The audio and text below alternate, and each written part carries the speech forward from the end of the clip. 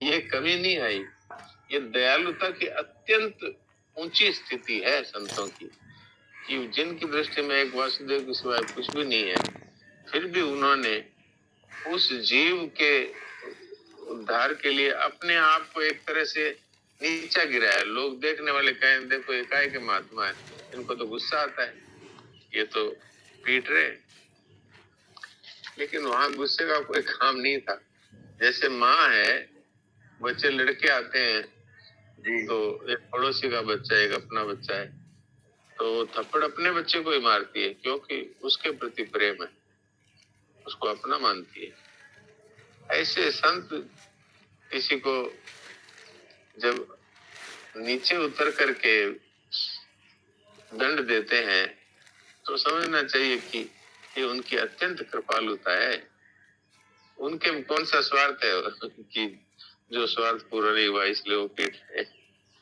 वो तो ये चाहते हैं ये मेरे साथ रहने वाला है और इसका ये वतन में देख नहीं सकता। तो संतों का ये भाव होता है कि वो सुधर जाए। हमारे एक मास्टर जी हुआ करते थे, मैं स्कूल में पढ़ता था वहां, वो कहते थे सुधर जा जिनावर, सुधर जा। तो वो इस तरह से डांटते थे। इसका अर्थ ये कि वो मुझसे बहुत अधिक प्यार करते थे, नहीं तो और भी बहुत बच्चे हैं। तो इसलिए ये संतों के जितने स्तर बताए हैं वो वैसे सामने जो उनके साधक हैं उनके सुधार की दृष्टि से है। पहले स्तर में तो वो अपने आप में ही रहते हैं अखंड रूप से, उनको मतलब ही नहीं है कौन क्या कर रहा है।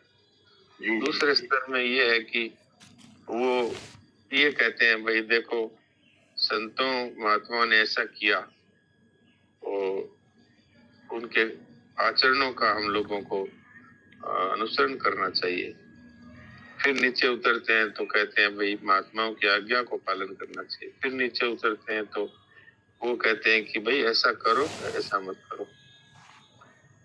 और फिर जो और ज्यादा नीचे गिरते हैं तो जैसे मैंने बताया स्वामी जी महाराज कभी कभी डांटते थे, तो डांटने से काम नहीं चला तो वो फिर लाठी लेके पिटाई कर दी। वो ब्रह्मचारी अभी है। तो ये है स्तर हमारी दृष्टि में है। भगवान है वो किसी किसी को मार ही देते हैं तो उनका भगवान का स्तर थोड़ी गिर गया, वो तो उसका गिरा हुआ स्तर था, उसको सुधारने की व्यवस्था है। जी दाइमा जी आपका हो गया समाधान? हाँ जी। अब आगे डॉक्टर साहब ये जो ब्रैकेट में बात लिखी है ना कि संतों की आज्ञा में जो सिद्धांत भरा हुआ है, हाँ, वह आज्ञा पालक में उतर आता है। हाँ, उनकी आज्ञा पालन के उनके सिद्धांत का पालन करने वालों का कल्याण हो जाता है। परंतु वे महात्मा आज्ञा के रूप में जिसको जो कुछ कह देते हैं उसमें एक विलक्षण शक्ति आ जाती है। जी जी जी। आज्ञा पालन करने वाले को कोई परिश्रम नहीं करना पड़ता, उसके द्वारा स्वतः स्वाभाविक वैसे आचरण होने लगते हैं। यानी उन महात्माओं का जो थप्पड़ पड़ा या लाठी खाई या जो है तो वो उस आज्ञा पर मतलब उसका जीवन ही बदल जाता है, ऐसा समझना चाहिए। यानी वो बिल्कुल बिल्कुल। यहाँ जो प्रसंग है वो उनके लिए नहीं है जो आज्ञा पालन नहीं कर रहे हैं अथवा गलत कर रहे हैं। यहाँ ये प्रसंग जो ब्रैकेट में आया है वो उनके लिए है कि जो बहुत श्रद्धा रखते हैं और आज्ञा का पालन करते हैं, उनके अंदर महात्माओं का महात्मापन उतर जाता है। स्वयं वो ही महात्मा ही हो जाते हैं, उनको कुछ करना नहीं पड़ता। वो सिद्धांत के अनुसार चलते हैं, उनके कहने की जरूरत ही नहीं पड़ती कि महाराज जी कहेंगे तब करूंगा। वो उनके सिद्धांतों के अनुसार चलते हैं तो उनका जीवन बदल जाता है, उनमें विलक्षण शक्ति आ जाती है। ये उनके लिए प्रसंग है, जो आज्ञा पालक होते हैं उनके लिए आई। जी जी जी। राम राम डॉक्टर साहब। हाँ जी प्रणाम प्रणाम। हाँ बोलिए। हाँ राम राम। जैसे वो बालभूषण जी को श्राप दिया वो वरदान बन गया, ऐसी बात है? हाँ ऐसी बात, बिल्कुल आप ठीक कह रहे हैं। हरिओम जी बोलिए, क्या बोल रहे हैं हरिओम जी? हाँ वो बोल ही रहे थे डॉक्टर साहब कि एक विचार मन में उठा कि जीवन मुक्त महापुरुष तो सदैव स्वरूप में रहते हैं, हाँ जी। और भगवान कल्याण करने के लिए दोनों शरीर में प्रकट है, महापुरुष के शरीर में और वो जो स्वच्छंद वाणी बोल गए ब्रह्मचारी, उनके जी, भी जी। हृदय में वही बैठे हैं अंतर्यामी रूप से। तो ब्रह्मचारी के जो पूर्व जन्मों के संस्कार पड़े हैं या हाँ उनके जी। अंदर जो परिच्छिन्नता व्यष्टि भाव ऐसे स्थिति से प्रकट हो गया महापुरुष के सामने कि जी, वो जी। उनका इस शरीर में ब्रह्मचारी होते हुए भी कल्याण करने में बाधा बन गया। तो महापुरुष को भगवान की प्रेरणा हुई कि इस शरीर से आपके सामने रहते हुए भी कल्याण नहीं हो पा रहा है, तो मुझे लगता है भगवान प्रेरणा दे करके लाठी उठवाते हैं कि इसकी परिच्छिन्नता अगर इस शरीर से आपके सामने नहीं हुई तो फिर ये कहाँ जाएगा। क्योंकि साधक संजीवनी में अभी 2 दिन पहले डॉक्टर साहब पढ़े हैं कि भगवान को 9वें अध्याय के 3रे श्लोक में कहे कि मुझे उस समय बहुत दुख होता है जब आदमी 84 लाख योनियों की यात्रा करने के लिए विधान करने लगता है या पतन कर लेता है, नीचे जाता है। तो वो लाठी मारने में बहुत बड़ी कृपा है महापुरुष की। जैसे आपने दयालुता की बात कही, तो ये भगवान और महापुरुष की प्रेरणा से उस ब्रह्मचारी की परिच्छिन्नता को मिटाने के लिए लाठी चल गई। ऐसा कुछ समझ में आ रहा है, आप क्लियर करें थोड़ा। इससे थोड़ा और आगे बढ़ जाए तो हम भगवान ही मार रहे थे उनको। अच्छा अच्छा, बिल्कुल भगवान ही मार रहे हैं। प्रेरणा की कोई जरूरत ही नहीं है ना, वहां तो भगवान ही है स्वयं। हाँ हाँ हाँ, संत महापुरुष और भगवान में क्या फर्क है? उनमें तो कुछ अंतर नहीं, संत को चाहे राम। जी बिल्कुल बिल्कुल, सब लाठी भगवान की ही चल गई, इसलिए भगवान ही मार रहे थे, जी जी, दूसरा कोई नहीं जी। बहुत अच्छा, बहुत अच्छा। प्रणाम डॉक्टर साहब। प्रणाम प्रणाम।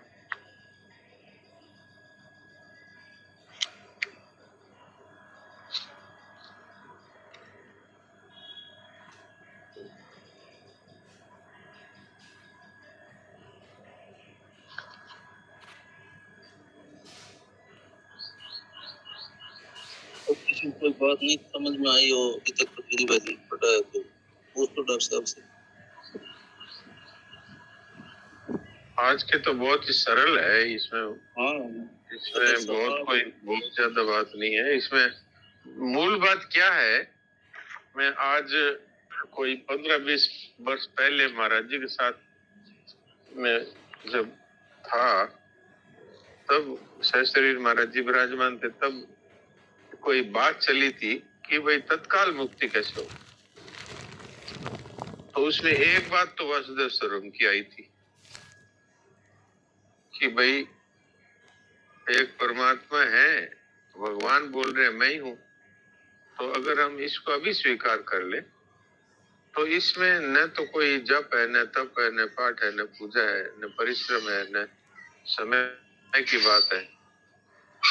तत्काल भगवान के सिवाय अन्य कोई रहता नहीं, अर्थात अपना भी जो अहम है वो मिट करके परमात्मा के साथ एकता हो जाती है।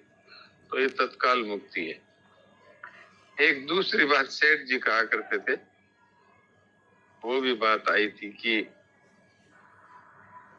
एक आदमी को उन्होंने कहा कि उसने कहा मेरी अभी मुक्ति हो जाए, ऐसा कोई उपाय बताओ जिसमें अभी कुछ मेरे से अभ्यास नहीं होता, मेरे से लंबे समय साधन नहीं होता। तो सेठ जी ने कहा कि ये सामने गंगा जी बह रही है, वो गीता भवन की बात हो सकती है ये।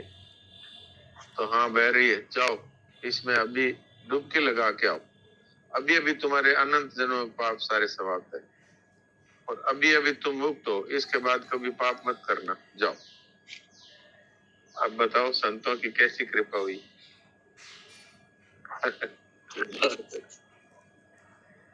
एक और उपाय बताया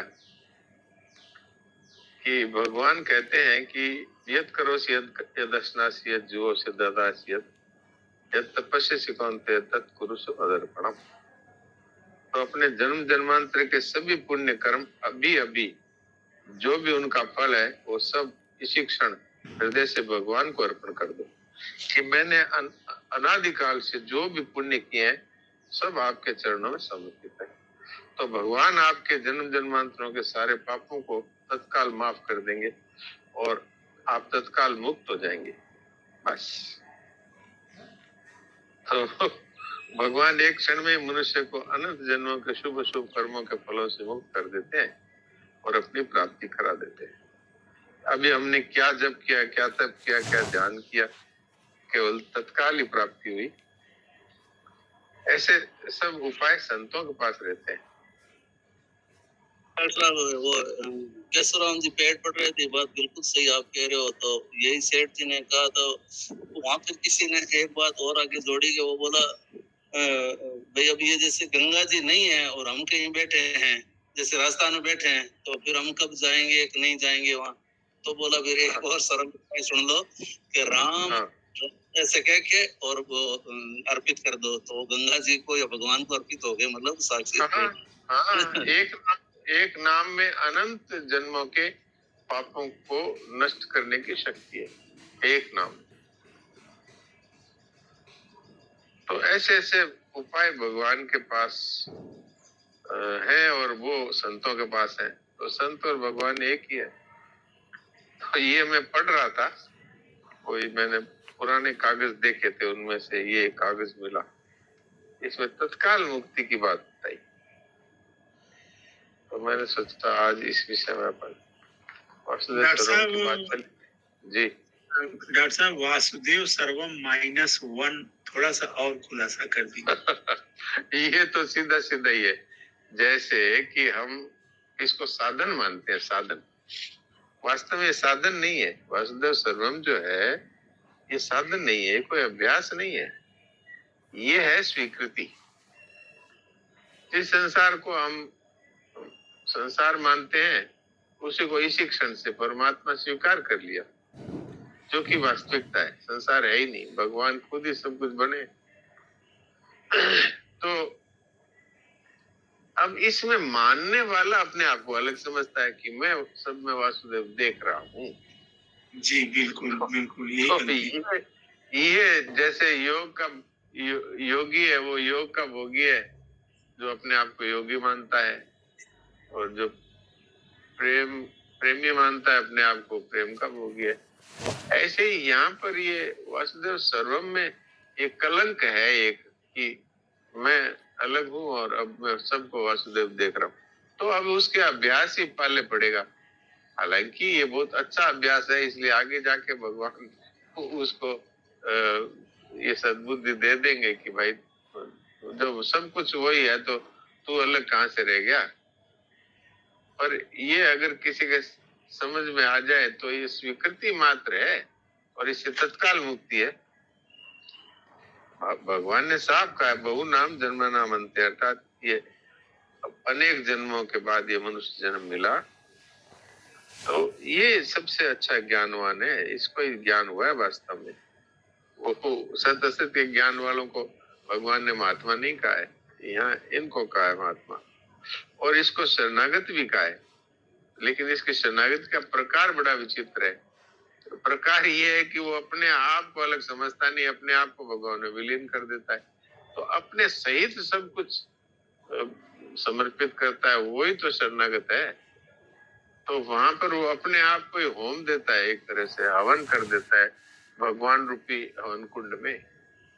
तो फिर एक भगवान रूपी ज्वाला ही जलती है, बस और कुछ नहीं। जी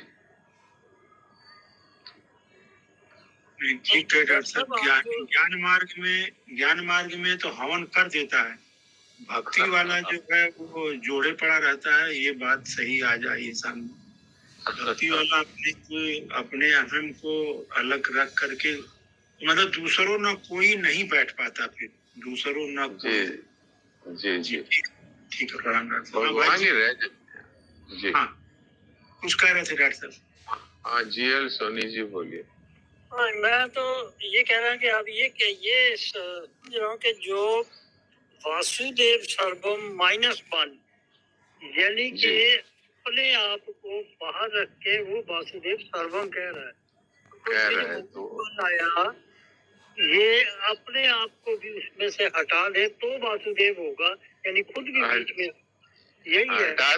हटा दे क्या, जब सब कुछ वही है तो उसकी वही आ गया, वही आ गया। और यही बात, हाँ, और यही बात आ गई इनकी भी कि मीरा बाई की पहले भी शायद ये बात हमने ही की थी कि मेरे तो गिरधर गोपाल दूसरों न कोई है, जो दूसरों न कोई है तो वो केवल वासुदेव ही है। तो इसके भी इसके दो अर्थ होते हैं। एक अर्थ ये कि दूसरा कोई भी है वो है नहीं, वास्तव में उसका अभाव ही है। और दूसरा अर्थ ये है कि दूसरा कोई है ही नहीं वासुदेव के सिवाय, वासुदेव ही है। हाँ, वही बात है कि दूसरी कोई सत्ता है ही नहीं वासुदेव के सिवाय, इसलिए सब परमात्मा ही परमात्मा है और कुछ है ही नहीं। यही है आपका भाव। नारायण, यही भाव है नारायण।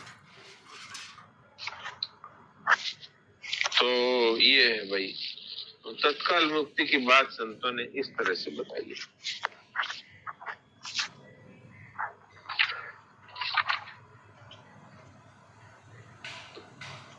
और कितनी कोई बात हो तो पूछा, नहीं तो फिर पद भजन सुना।